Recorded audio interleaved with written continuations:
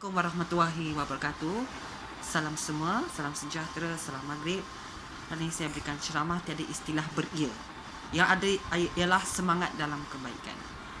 Seseorang yang bersungguh-sungguh untuk solat, mengaji, menuntut ilmu, bersedekah dan berbuat baik bukanlah sebab dia beria.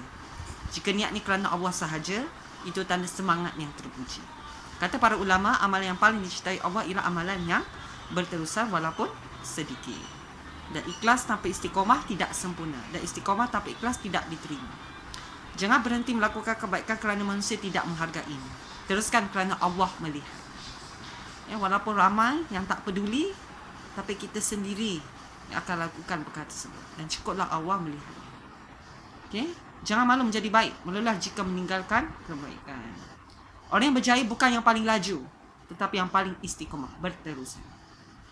Jika manusia berkata kamu berlebihan dalam taat kepada Allah, sedangkan kamu berada di atas sunnah, maka jangan hiraukan celaan mereka.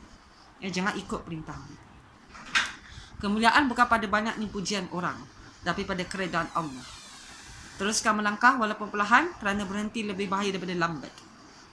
Keikhlasan menjadikan amalan kecil bernilai besar di sisi Allah. Istiqomah lebih hebat daripada semangat yang hanya datang sekali sahaja. Pesanan: jangan sibuk membuktikan kepada manusia bahawa kita yang baik. Cukuplah terus buat baik dengan ikhlas dan istiqamah. Hari ini mungkin ada yang pandang remeh, mengejek dan sebagainya. Esok mungkin mereka pula mengambil manfaat daripada kebaikan yang kita lakukan.